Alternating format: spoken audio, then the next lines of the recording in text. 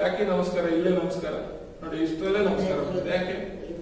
ಹೃದಯ ಅಲ್ಲ, ಆತ್ಮ ಇದೆ. ಈ ಆತ್ಮಕ್ಕೂ ನಮಸ್ಕಾರ ಅಷ್ಟೇ. ನಾವು ಜಾತಿ, ನಾವು ಧರ್ಮ, ವಿಶ್ವಮಾನವ ಚಿಂತನೆ, ನಾವು ಭಾರತೀಯ ಪರಿಕಲ್ಪನೆ ಆಮೇಲೆ ಬರೋಣ. ಭಾರತೀಯ ಅಲ್ಲ ಅಂತಲ್ಲ ನಾವು ಹೇಳ್ತಾ ಇರೋದು. ಅಂದ್ರೆ ಎಲ್ಲೆಗಳನ್ನು ಮೀರ್ತೀವಿ ಅಂತ. ಈ ಎಲ್ಲೆಗಳನ್ನು ಮೀರಿದಾಗ ಪೂರ್ಣ ದೃಷ್ಟಿ, ಪೂರ್ಣ ಪ್ರಜ್ಞೆ ಬರ್ತದೆ. ಇದು ಬಾಹ್ಯ ಪ್ರಪಂಚಕ್ಕಾದ್ರೆ ಆಂತರಿಕ ಚಿಂತನೆ ಹೇಗೆ ನೋಡಿ, ಅನುಭವದ ದೃಷ್ಟಿಕೋನ ಹೇಗೆ ಬರ್ತಾ ಹೋಗ್ತದೆ ಅಂತ ಹೇಳಿದ್ರೆ ಕೆಲವು ಪದಗಳು ಹೇಳ್ತಾರೆ. ಅಂದ್ರೆ ಬಿತ್ತಿದರೆ ಬಿತ್ತುವುದು ಮುಕ್ಕು ಚಿಕ್ಕೆಯ ಕಾಳು, ಮುತ್ತುರತು ನಾವು ಬಿತ್ತಿ ಮಾಡದಿರು ಹೊಲ ಹಾಳು. ಏನಂದ್ರೆ ಮುಕ್ಕು ಚಿಕ್ಕೆ ಕಾಳು ಅಂತ ಪದಾರ್ಥ ಮಾಡ್ಕೋಬೇಕು. ನಾವು ಕನ್ನಡ ಮೇಷ್ಟ್ರುಗಳು ಏನ್ ಮಾಡ್ತೀವಿ, ನಮ್ಗೆಲ್ಲ ಅನ್ಸಿರೋದೇನಪ್ಪ ಅಂದ್ರೆ ಒಂದು ಇಡೀ ಗಟ್ಟಿ ಕಾಳು ಅಂತ ಅದರ ಅರ್ಥ. ಚಿಕ್ಕೆ ಕಾಳು ಅಂತ ಅಲ್ಲ.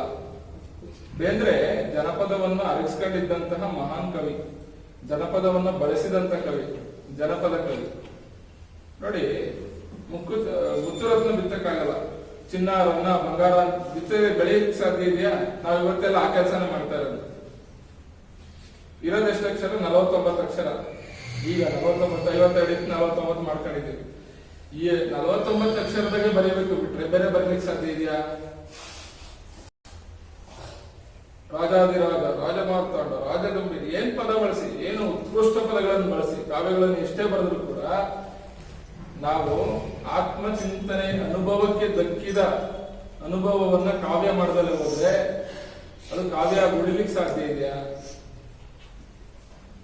ನೋಡಪ್ಪ, ಒಂದು ಗಟ್ಟಿ ಕಾಳಾಗಿ ಸಿಗಿರುತ್ತದೆ ಅನ್ನುವ ಅನುಭವದ ಚಿಂತನೆ.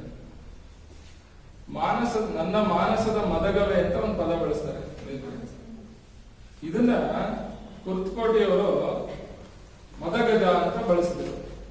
ಬೇಂದ್ರೆಯನ್ನ ಆರಾಧಿಸ್ತಕ್ಕಂಥ, ಬೇಂದ್ರೆಯ ಉಪಾಸಕರೇ ಆಗಿರ್ತಕ್ಕಂಥ ಡಾಕ್ಟರ್ ಜಿ ಕೃಷ್ಣಪ್ಪ ಅನ್ನೋರು ಬೆಂಗಳೂರಲ್ಲಿ. ಅವರು ಕೆಲಸ ಮಾಡಿದ್ದು ಒಬ್ಬ ಸಾರಿಗೆ ಸಂಸ್ಥೆಯಲ್ಲಿ ನೌಕರನಾಗಿ ಸೇರ್ಕೊಂಡು ಅವರು ಟೆಕ್ನಿಷಿಯನ್ ಆಗಿದ್ರು. ಆಮೇಲೆ ಏನಂತ ಕರಿತೀವಿ, RTO ಆಫೀಸರ್ ಆಗಿ ರಿಟೈರ್ಡ್ ಆದ್ರು.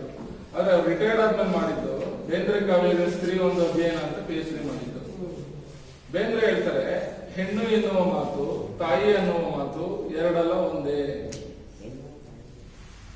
ನೋಡಿ, ಬೇಂದ್ರೆಯ ಪ್ರತಿ ಸಾಲು ಯಾಕೆ ಧ್ವನಿಸ್ತದೆ? ಬೇಂದ್ರೆ ಸಾಲು ಕೇಳ್ತಿದ್ದೇನೆ ಮೈ ರೋಮಾಂಚನ ಆಗ್ತದೆ, ನಮ್ಮ ಮನಸ್ಸು ತೆರ್ಕೊಳ್ತದೆ. ಅಂದ್ರೆ ಅವ್ರು ಬರ್ದಿದ್ 49 ಅಕ್ಷರ, ನಾವು ಬರೀತಾರೆ 49 ಅಕ್ಷರ. ಆದ್ರೆ ಅವ್ರು ಬದುಕಿದ್ದನ್ನ, ಅನುಭವಿಸಿದ್ದನ್ನೇ ಕಾವ್ಯ ಮಾಡಿದ್ರು. ಇದು ಅನುಭವ. ಬೇಂದ್ರೆ ಕೃಷ್ಣಪ್ಪನವರು ಅಷ್ಟೇ ಮಾಡ್ತಾ ಇದ್ದಾರೆ ಏನಂದ್ರೆ, ನನ್ನನ್ನ PhD ಮಾಡ್ತಾ ಇದ್ರು. ನಾನು ತುಂಬಾ ಪ್ರೀತಿಯಿಂದ ನನ್ನ ಮಲೆಪುರಂ ಜಿ ವೆಂಕಟೇಶ್ ಸಾಹೇಬ್ ನನ್ನ ಗುರುಗಳು ಅವ್ರು ಕಳಿಸಿದ್ರು, ನಿನ್ ಬೇಂದ್ರೆ ಅರ್ಥ ಆಗೋದು ನೀನು ಕೃಷ್ಣಪ್ಪನವ್ರ ಹತ್ರ ಹೋಗು, ಇಲ್ಲಿ ಬೇಂದ್ರೆ ಅರ್ಥ ಆಗಲ್ಲ. ನಾನು ಹಿಂಗೆ ಎಲ್ಲರ ತರ ಉಂಡಾಡಿ ಓಡಾಡ್ಕೊಂಡಿದ್ದೆ ಕಾವ್ಯ ಮಾಡ್ಕೊಂಡ. ಸ್ವಲ್ಪ ಕಾವ್ಯ ಅರ್ಥ ಮಾಡ್ಕೊಂಡು ಬೇಂದ್ರೆ ಸಿಕ್ಕಲ್ವಲ್ಲ ಕೈಗೆ. ಹೆಂಗೆ ನೋಡಿ, ಊತಾದ ಹುಣಸಿ ಅಂತ ಒಂದು ಪದ ಇದೆ. ಏನಂದ್ರೆ ನಮ್ಗನ್ಸುತ್ತೆ ಊತೋಗಿರೋ ಹುಣಸೆ ಮರ ಅಂತ ಅನ್ಸುತ್ತೆ. ಅಲ್ಲ, ಧಾರವಾಡದ ಕಡೆ ಹೂ ಬಿಟ್ಟ ಹುಣಸೆ ಮರ ಅಂತ ಅಲ್ಲ, ಊತಾದ ಹುಣಸಿ ಅಂದ್ರೆ. ಈ ನಾನು ಹೇಳಿದ್ನಲ್ಲ, ಕುರ್ತಕೋಟಿಯವರು ಒಂದು ಪದ ಬಳಸಿದ್ರು ಅಂತ, ಮದಗ, ಎನ್ನ ಮಾನಸದ ಮದಗವೇ. ನಾವು ಎಲ್ಲರೂ ಕೂಡ ತಾಯಿ ಮಕ್ಕಳು ಫಸ್ಟ್, ಆಮೇಲೆ ತಂದೆ ಮಕ್ಕಳು. ಮಗು ತಾಯಿ ಹೊಟ್ಟೆ ಒಳಗಡೆಯಿಂದ ಬರುವ ಮಾರ್ಗ ಮದಗ. ಅದನ್ನ ಅರ್ಥ ಮಾಡ್ಕೊಳಕ್ಕೆ ಹೋಗಿ ಕೃಷ್ಣಪ್ಪನವ್ರು ಹೋಗಿ ಅಲ್ಲಿ ಹಳ್ಳಿಯವರ ಹತ್ರ ಹೋಗಿ ತೂಬೆತ್ತಾರಲ್ಲ, ಈ ಕೆರೆ ಕೊಟ್ಟು ತೂಬೆತ್ತಾರಲ್ಲ, ಅದನ್ನ ಮದಗ ಅಂತ ಕರೀತಾರೆ, ತೂಬಲ್ಲಿ ನೀರು ಹೋಗೋದನ್ನ. ನೋಡಿ, ಬೇಂದ್ರೆಯ ಜನಪದವನ್ನ ಬೇಂದ್ರೆ ಬಳಸಿದ ರೀತಿ ಎತ್ತರ ಯಾವುದು? ಅಶ್ಲೀಲತೆಯಲ್ಲಿ ಕಳೆದು ಹೋಗುವ ಯಾವುದೋ ಒಂದು ಸನ್ನಿವೇಶವನ್ನ ದೈವತ್ವಕ್ಕೆ ಅಥವಾ ಒಂದು ಅನುಭವದ ಮಟ್ಟಕ್ಕೆ ಏರಿಸುವ ತಾಕತ್ತಿದ್ದ ಬೇಂದ್ರೆ ಮಾತ್ರ. ಇದು ಶಬ್ದಶಕ್ತಿ, ಕಾವ್ಯಶಕ್ತಿ. ನಂತರ ಅವ್ರು ಬರಿತಾ ಬೇಂದ್ರೆಯ ಒಳಗಡೆ ಒಬ್ಬ ಅನುಭಾವಿ ಇದ್ದ. ಅನುಭಾವಿಗೆ ಈ ಲೋಕ ಬೇರೆ ತರ ಕಾಣ್ತಾ ಇತ್ತು. ಹೇಗೆ ಬೇರೆ ತರ ಕಾಣ್ತಾ ಇತ್ತು? ನಾನು ಅವಾಗಲೇ ಹೇಳಿದೆ, ಅನುಭವದ ಮೂಲಕ ಕಂಡ್ಕೊಂಡಿದ್ದು. ದೇವರಿಗೊಂದು ಗೋರಿಯ ಕಟ್ಟಿ, ಧರ್ಮಕ್ಕೆ ಧೂಪದ ಬೆಂಕಿ ನಿಕ್ಕಿ. ದೇವ್ರು ಏನಾಗ್ಬೇಕಾಗಿತ್ತು? ಒಬ್ಬ ಏನಿದ್ದರೂ ಎಲ್ಲ ಇಲ್ಲೇ ತಿಳಿಯ. ಒಬ್ಬೊಬ್ಬರು ಇಂದ್ರ, ಅವ್ರು ಹೇಳ್ತಾರೆ ನೋಡಿ, ಒಬ್ಬೊಬ್ಬರು ಇಂದ್ರ, ಎಲ್ಲರಿಗೂ ಶಕ್ತಿ ಇದೆ. ನಾವೆಲ್ಲರೂ ಶಕ್ತಿ ಇದೆ ಅಂತ ನಾವು ಯಾರು ಭಾವಿಸ್ಕೊಂಡೇ ಇಲ್ಲ. ಅವ್ನು ಚೆನ್ನಾಗಿದ್ದಾನೆ, ಅವ್ನು ಮಹಾರಾಜ, ಅವ್ನು ಮುಖ್ಯಮಂತ್ರಿ, ಇವನು ಚೆನ್ನಾಗಿದೆ ನೋಡು, ಅವ್ನು ಕಾರೋಗಡ ಅರ್ಥ. ನನಗೂ ಶಕ್ತಿ ಇದೆ ಅಂತ ನಾವು ಯಾವಾಗಲೂ ಅರ್ಥ ಮಾಡ್ಕೊಳ್ಳೋದಿಲ್ಲ. ಅದು ಆತ್ಮ ಜಾಗೃತಿ ಆಗಬೇಕು. ನಂತರ ಹೇಳ್ತಾರೆ, ಒಲವೆಂಬುದು ಇದು ಬೆವರಿನ ಬೆಳ್ಳಿ, ಕಾಳಗವೆಂಬುದು ನೆತ್ತರ ಹೂವು, ಬಿಡುಗಡೆ ಎಂಬುದು ಸಾವಿನ ಹಣ್ಣು. ಈ ಪದ ಅರ್ಥ ಮಾಡ್ತಾರೆ. ಸ್ವಲ್ಪ ಅನುಭವದ ಎತ್ತರದ ಪದಗಳು. ಸ್ವಲ್ಪ ಸುಮ್ಮನೆ ಓದ್ತಾ ಹೋಗ್ತೀನಿ. ಬೇಂದ್ರೆ ಅನುಭವದ ನುಡಿಗಳು ಹೆಂಗಿದ್ದಾರೆ. ಹುಸಿ ನಗುತ್ತ ಬಂದೆವಣ್ಣ, ತುಸು ನಗುತ್ತ ಬಾಳೋಣ, ಬಡನೂರು ವರುಷಾನ ಹರುಷಾದಿ ಕಳೆಯೋಣ, ಯಾಕಾಗಿ ಕೆರಳೋಣ. ಇವತ್ತು ನಮ್ಮ ಭಾಷೆ ಕೆರಳುವ ಭಾಷೆ, ಅರಳುವ ಭಾಷೆ ಇಲ್ಲ. ಯಾರನ್ನ ತಗೊಳ್ಳಿ. ಟಿವಿ ಚಾನೆಲ್ಗಳು ಏನ್ ಮಾಡ್ಬೇಕಾಗಿತ್ತು, ನೈತಿಕತೆ ಹೇಳ್ಕೊಡ್ಬೇಕಾಗಿತ್ತು. ನೈತಿಕತೆ ಹೇಳ್ಕೊಡ್ತಿದ್ದವ TRP ಇಂದ ಬಿದ್ದಿದ್ದಾರೆ. ಯಾರು ಯಾವ ಎಲ್ಲ ಶಾಲೆ ಪ್ರೈವೇಟ್ ಸ್ಕೂಲ್ಗಳೆಲ್ಲ ಇಲ್ಲಿ ಯಾವ್ದ್ರಿಂದ ಬಿದ್ದಿದ್ದಾವೆ, ರಿಸಲ್ಟ್ ಇಂದ ಬಿದ್ದಿದ್ದಾವೆ. ನಾವೆಲ್ಲ ಯಾರಿಂದ ಬಿದ್ದಿದ್ದೀವಿ, ಹಣದಿಂದ ಬಿದ್ದಿದ್ದೀವಿ. ಯಾಕೆಂದ್ರೆ ಅನಿವಾರ್ಯ ಬಿದ್ದಿದ್ದೇವೆ. ಆದ್ರೆ ಅರಳುವ ಭಾಷೆ ಮಾತಾಡ್ಬೇಕಾಗಿದೆ ನೋಡಿ. ಒಂದು ತನ್ನ ಪ್ರೇಯಸಿಯನ್ನು ಮಾತಾಡ್ಸೋದು ಹೇಗೆ, ಬೇಂದ್ರೆ ಮಾತಾಡ್ಸೋದು, ಸಖಿ ನಿನ್ನ ಕಟುಮಧುರ ಆಖ್ಯಾನ, ವ್ಯಾಖ್ಯಾನದೊಡಗೂಡಿ ವಿವರಿಸಲೇ. ಅದೊಂದು ವ್ಯಾಖ್ಯಾನ ಇದೆ, ಅದು ನನಗೂ ನಿಮಗೂ ಗೊತ್ತಿರೋ ವ್ಯಾಖ್ಯಾನ. ಅದು ಬಹಳ ಸೂತ್ರವನ್ನು ಬಂಧಿಸಿಟ್ಟಿರ್ತಕ್ಕಂಥ ವ್ಯಾಖ್ಯಾನ. ಹದ ಒಳಗಿಂದ ತಮ್ಮ ಪದ ಹೊರಗೆ ಬರೋದಿಲ್ಲ, ಹದ ಬೇಕು ಮನ್ಸೊಳಗೆ ಅಂತಾರೆ. ಏನ್ ಹದ ಅಂದ್ರೆ, ಅದಕ್ಕೆ ನಾನು ಹೇಳಿದ ನನ್ನ ಅನುಭವದಿಂದ ಸ್ಟಾರ್ಟ್ ಮಾಡ್ತೇನೆ. ಅನುಭವದಿಂದ ಇಲ್ಲದಿದ್ರೆ ಅನುಭವ ಅರ್ಥ ಆಗಲ್ಲ ಅಂತ. ಬಡತನ ಅನ್ನೋದನ್ನ ನಾವ್ ಏನ್ ಮಾಡ್ಕೊಂಡಿದ್ದೇವೆ ಇವತ್ತು, ನಾನು ಬಡವ ಅಂತ ಜಿಗುಪ್ಸೆಗೆ ಒಳಗಾಗ್ತಾ ಇದ್ದೇವೆ. ಸಾಲ ಮಾಡಿ ಸಾಲ ತರೋದ್ರಲ್ಲಿ ಎಕ್ಸ್ಪರ್ಟ್ಗಳಾಗಿದ್ದೇವೆ. ಯಾಕೆ ಬಡತನ ಬೇಕು ನಮ್ಗೆ?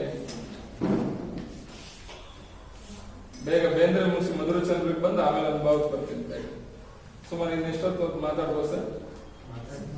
ಮಾತಾಡ್ಬೋದಾ? ಏನ್ ತೊಂದ್ರೆ? ನೀವ್ ಯಾವಾಗ ನಿಲ್ಸಿ ಅಂತ ಅಂತೀರೋ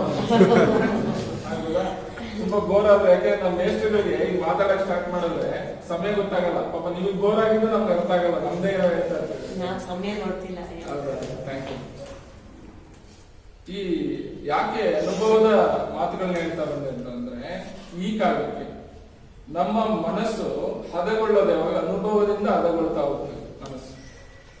ಅನುಭವದಿಂದ ಹದಗೊಳ್ಳದ ಮನಸ್ಸಿಗೆ ನೀವೇನ್ ಕೊಟ್ರು ಏನಾಗ್ತದೆ, ಹೆಂಚಿನ ಮೇಲೆ ನೀರ್ ಹಾಕಿದ್ರೆ ಆಗ್ತದೆ. ಹೆಂಚಿನ ಮೇಲೆ, ಕಾದ ಹೆಂಚಿನ ಮೇಲೆ ನೀರ್ ಹಾಕಿದ್ರೆ ಈಗ ನಾವೆಲ್ಲ ಅದೇ ಕೆಲಸ ಮಾಡ್ತಾರೆ. ಆಧುನಿಕ ಜಗತ್ತಿನ ಕೆಲಸ ಅಷ್ಟೇ. ಶೋರೂಮ್ ಇಂದ ಆಚೆ ತಗೊಂಡ್ಬಂದ್ರೆ ಅದ್ ಮುರಿದೋದ್ರೆ ಒಳಗೆ ತಗೊಂಡಂಗಿಲ್ಲ. ಇದು ನಮ್ಮ ಬದುಕಿ ಇವತ್ತು ಆಧುನಿಕ ರೂಪಕಗಳಿವೆ. ಆದ್ರೆ ಬೇರೆ ಏನ್ ಹೇಳ್ತಾರೆ, ಅನುಭವದ ಚಿಂತನೆ ಅನ್ನೋದು ದೇವ್ರ ಗುಡಿಲಿಲ್ಲ, ಕಾವ್ಯ ಹಾಕಬೇಕಾಗಿಲ್ಲ, ಓಂ ನಮ ಶಿವಾಯ ಅನ್ನಂಗಿಲ್ಲ, ಅಥವಾ ನಾರಾಯಣ ಅನ್ನಂಗಿಲ್ಲ, ಅಲ್ಲ ಅನ್ನಂಗಿಲ್ಲ, ಯೇಸು ಅನ್ನಂಗಿಲ್ಲ. ಯಾರು ಏನು ಹೇಳ್ಬೇಡಿ. ಬುದ್ಧ ಅದನ್ನ ಹೇಳಿದ್ರು, ನಿಮ್ಮ ಉಸಿರನ್ನ ಧ್ಯಾನಿಸಿ. ಉಸಿರು ಧ್ಯಾನಿಸೋದು ಅಂದ್ರೆ ಉಸಿರಾಟ ಆಗ್ತಿರ್ತದಲ್ಲ, ಅದನ್ನ ಗಮನಿಸೋದಷ್ಟೇ. ಹಾಗಾದ್ರೆ ಇವೆಲ್ಲ ಬೇಡ ಸರ್, ಇಷ್ಟೆಲ್ಲ ಬೇಡ ಅಂತಂದ್ರೆ ಬೇಕು. ಯಾವಾಗ ಉಸಿರನ್ನು ಧ್ಯಾನಿಸ್ತಿರೋ ಅವಾಗ ಶಿವನ ಮಹತ್ವ ನಿಮ್ಗೆ ಅರ್ಥ ಆಗೋದು. ಅಲ್ಲಿವರೆಗೂ ಅರ್ಥ ಆಗಲ್ಲ. ಅವ್ನು ಕಲ್ಗುಂಡಂಗೆ ಕಾಣ್ತಾವನೆ ಅಷ್ಟೇ ನಿಮ್ಗೆ ಅರ್ಥ ಆಗುತ್ತೆ. ಅರ್ಥ ಮಾಡ್ಕೋಬೇಕಾದ್ರೆ ನೀವೇನ್ ಮಾಡ್ಬೇಕು, ಒಂದು ನದಿ ಹರಿತಾ ಇರ್ತದೆ ಅಂತ ಇಟ್ಕೊಳ್ಳಿ. ಜೀವನ ಅರ್ಥ ಆಗದೆ ಹೆಂಗೆ? ನದಿ ಹರಿತಾ ಇದೆ, ಮೇಲ್ಗಡೆ ನಿಂತ್ಕೊಂಡು ನೋಡ್ತಾ ಇದ್ದೀವಿ. ಜೋಗ್ ಫಾಲ್ಸ್ ಕೆಳಗಿದೆ, ಮೇಲ್ಗಡೆ ನಿಂತ್ಕೊಂಡು ನೋಡ್ತಾ ಇದೀವಿ ಜೋಗ್ ಫಾಲ್ಸ್ ಹೆಂಗ್ ಬೀಳ್ತಾ ಇದೆ. ಈಗ ನಾವೆಲ್ಲ ಮಾಡ್ತಾ ಇರೋದು ಅಷ್ಟೇ. ಬೇಂದ್ರೆ ಹೆಂಗ್ ಮಾಡ್ಲಿಲ್ಲ, ಮಧುರಚಂದ್ರ ಹಂಗ್ ಮಾಡ್ಲಿಲ್ಲ, ಗಾಂಧಿ ಹಂಗ್ ಮಾಡ್ಲಿಲ್ಲ, ಶಿವಕುಮಾರ್ ಸ್ವಾಮೀಜಿಗಳು ಹಂಗ್ ಮಾಡ್ಲಿಲ್ಲ, ಅಥವಾ ನಮ್ಮ ಯಾವುದೇ ಸಿದ್ಧ ಪುರುಷರಾಗ್ಲಿ ಮಹಾನ್ ವ್ಯಕ್ತಿತ್ವಗಳು ಯಾವೂ ಕೂಡ ಏನ್ ಮಾಡ್ಲಿಲ್ಲ, ಮ್ಯಾಲ್ ನಿಂತ್ಕೊಂಡು ನೋಡ್ಲಿಲ್ಲ. ನದಿ ಒಳಗಡೆ ಹಿಡಿದು ನದಿ ಬರುವ ಮೂಲವನ್ನ ದೃಷ್ಟಿಸಿ ನೋಡಿದ ಹೆಂಗ್ ಗೊತ್ತಾಯ್ತದ ಅಂತ. ಟ್ರಾಫಿಕ್ ಎಕ್ಸ್ಪ್ಲೇನ್ ಮಾಡಿದ್ರೆ 4 ಗಾಡಿ ಇರ್ತವೆ, 2 ವೀಲರ್ ಇರ್ತವೆ, 4 ವೀಲರ್ ಇರ್ತವೆ ಅಂತ ಬೆಂಗಳೂರಲ್ಲಿ ಟ್ರಾಫಿಕ್ ನೋಡ್ಬಿಟ್ಟು ಹೇಳ್ಬಿಡ್ಬೋದು.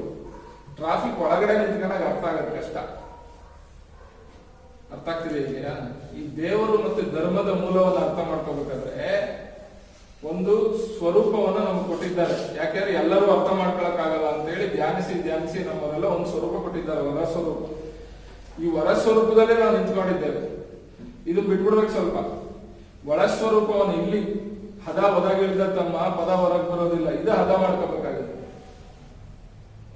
ಅದೇ ಅನುಭವ ಚಿಂತನೆಯನ್ನು ಕುವೆಂಪು ಹೇಳಿದ್ರು. ಏನಂತ, ಮುಚ್ಚುಮರೆ ಇಲ್ಲದೆ ಬಿಚ್ಚಿಡುವೆ ನಿನ್ನೆದುರು ಒಪ್ಪಿಸಿಕೊ ಹೋಗುರುವೆ ಅಂತರಾತ್ಮ. ಆತ್ಮ ಇದೆ, ಆತ್ಮಚಿಂತನೆ.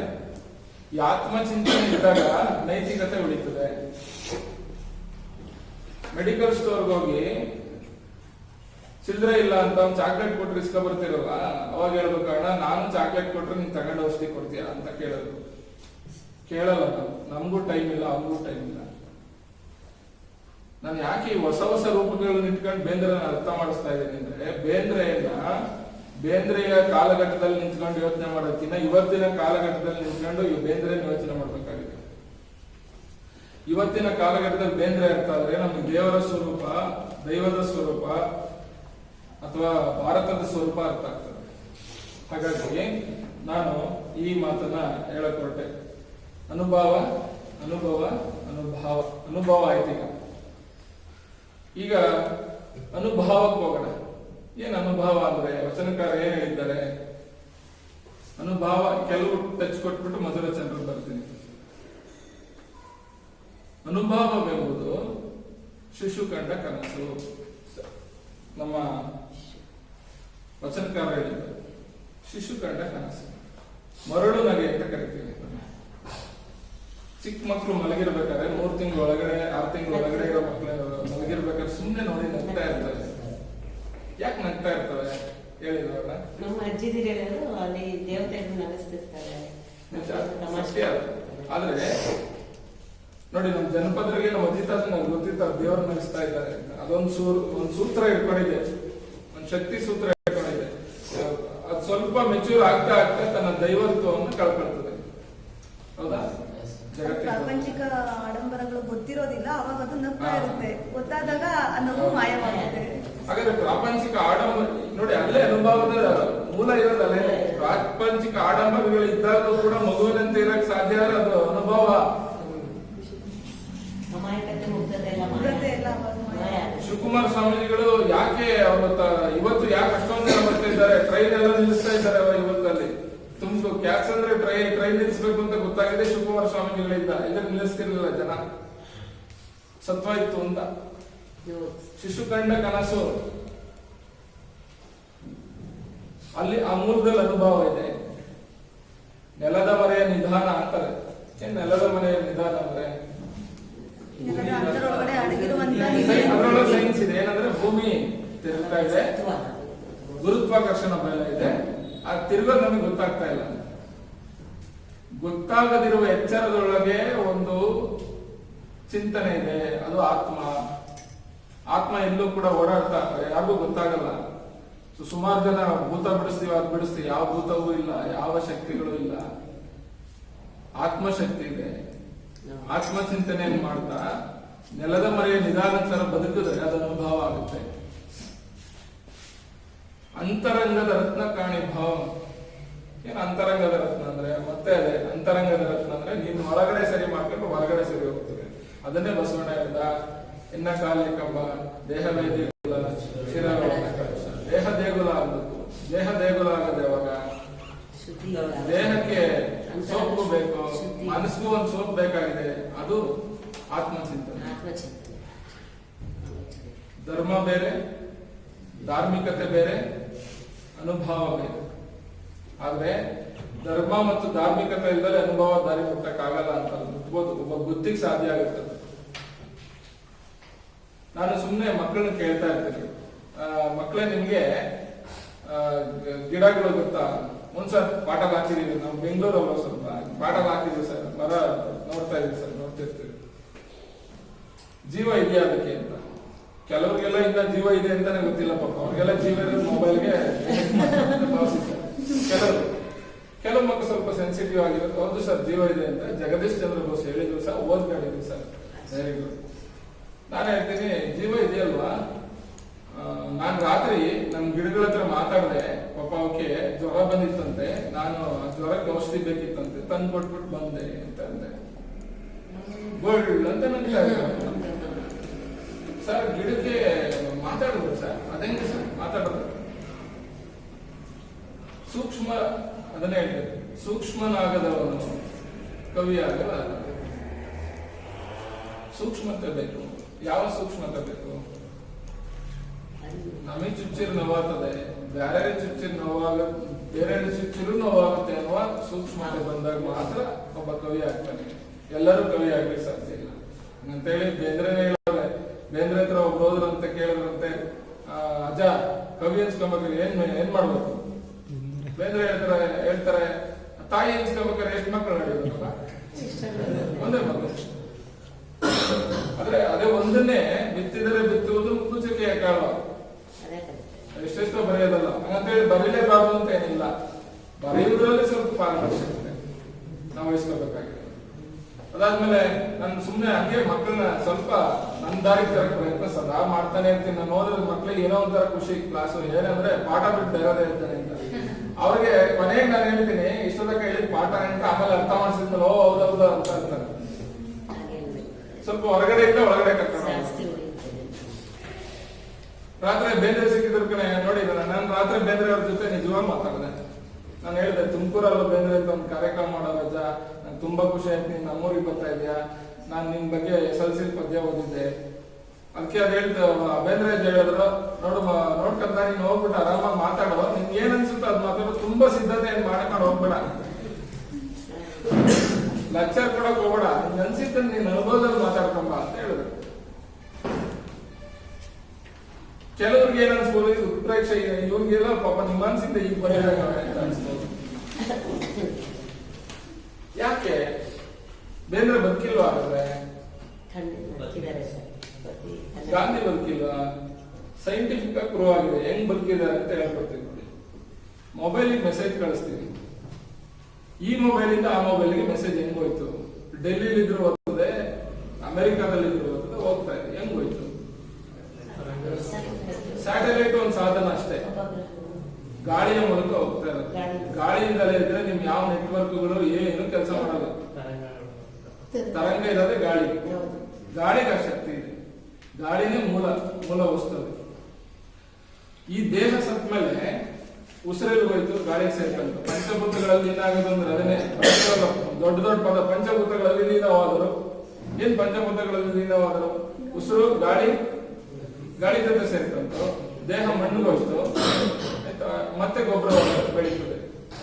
ಬುದ್ಧ ಇದ್ದಿದ್ದಕ್ಕೆ ನೋಡಿ, ನೀವೇ ಸುಮ್ಮನೆ ಏನೋ ಯೋಚನೆ ಮಾಡ್ತಿರ್ತೀರಿ, ನಿಮ್ಗೆ ಏನೋ ಒಂದು ಥಾಟ್ ಬರುತ್ತೆ ಥಟ್ ಅಂತ ಬರಿಬೇಕು. ಕೆಲವ್ರು ಬರ್ದಿಟ್ಕೊಂತಾರೆ, ಕೆಲವ್ರು ನಿಮ್ಗೆ ಅದನ್ನೇ ಖುಷಿ ಪಟ್ಟು ಏನೋ ಮಾತಾಡ್ಬಿಡು ಅಂತ ಸುಮ್ಮನಾಗ್ತೀರ. ಏನದು? ಸದಾ ಉಸಿರಾಡ್ತಾ ಇದೀವಲ್ಲ, ಈ ಉಸಿರಾಟದ ಒಳಗಡೆ ಬಸವಣ್ಣ ಬದುಕಿದ್ದಾನೆ. ಬಸವಣ್ಣನ ಉಸಿರು ನಾವು ಎಲ್ಲ ಉಸಿರಾಡ್ತಾ ಇದ್ದೇವೆ. ಐನ್ಸ್ಟೈನ್ ಉಸಿರಾಡ್ತಾ ಇದ್ದೇವೆ. ನಮ್ಮೊಳ ಎಲ್ಲರೊಳಗಡೆ ಒಂದು ಶಕ್ತಿ ಇದೆ, ಚಿಂತನೆ ಇದೆ. ಅದು ಅನುಭವಕ್ಕೆ ಬರ್ತಾ ಇಲ್ಲ.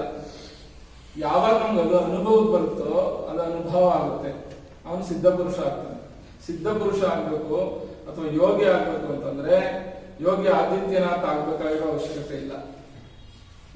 ಅಥವಾ ಇನ್ನೊಬ್ಬ ಯಾವ್ದೋ ಕಾವ್ಯ ಹಾಕೊಂಡು ಕೂತ್ಕೊಂಡು ಚಿಂತನೆ ಮಾಡೋ ಅವಶ್ಯಕತೆ ಯಾರು ನೋಡಿ. ತುಂಬಾ ಹೆಸರು ಮಾಡಿರ್ತಕ್ಕಂಥ ಬಿಟ್ಬಿಡಿ.